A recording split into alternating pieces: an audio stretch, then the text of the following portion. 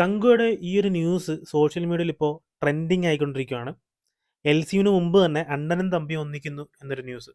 എന്ന് വെച്ചാൽ നമ്മുടെ കാർത്തി കങ്കുവിലുണ്ടെന്നാണ് ഇപ്പോൾ റൂമേഴ്സ് വരുന്നത്. അപ്പോൾ ഇന്ന് നമ്മൾ നോക്കാൻ പോകുന്നത് അതാണ്. അപ്പോൾ നേരെ പോയേക്കാം.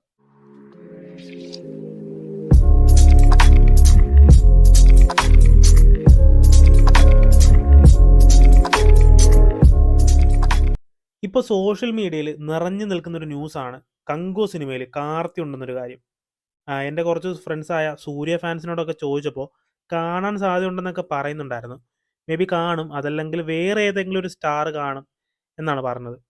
കാരണം സെക്കൻഡ് പാർട്ടിലേക്കുള്ള ഒരു വില്ലനായിട്ടാണ് കാർത്തി വരുന്നതെന്നാണ് അറിഞ്ഞത്. അങ്ങനെയാണ് റൂമർ കേട്ടത്. ഫസ്റ്റ് പാർട്ടിൽ ബോബി ഡ്യൂൾ തന്നെയാണ്. Second part 2 part പടമാണല്ലോ.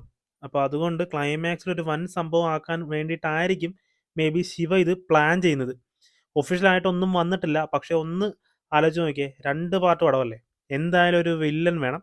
ആ ഒരു വില്ലൻ കാർത്തി ആയാലും ഹൈപ്പ് ഇരട്ടിക്കുമെന്ന് ഉറപ്പാണ്. LCUവിൽ ഇവർ ഒന്നിച്ച് കാണാൻ കാത്തിരിക്കുകയാണ് ഫാൻസ് മൊത്തം.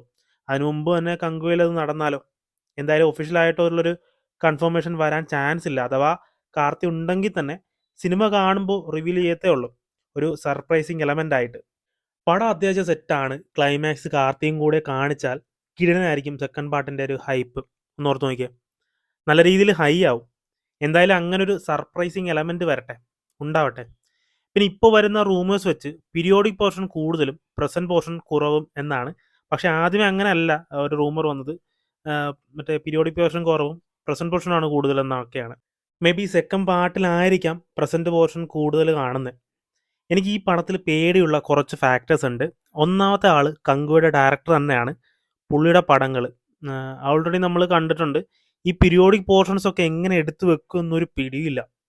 പിന്നെ രണ്ടാമത്തെ ആൾ DSP ആണ്, നമ്മുടെ മ്യൂസിക് ഡയറക്ടർ. പുള്ളിയുടെ പാട്ടൊക്കെ നിങ്ങൾ ശ്രദ്ധിച്ചാൽ മതി. ഇപ്പോൾ സിംഗത്തിലാണെങ്കിൽ തന്നെ സിംഗം ഡാൻസ് ആ ഒരു പാട്ട് തന്നെയാണ്. പിന്നെ പുലിയിലായാൽ പുലി പുലി പുലി ആ ഒരു സാധനം ടൈറ്റിൽ നെയിം യൂസ് ചെയ്തിട്ടുള്ള പരിപാടിയാണ് മുഴുവനും.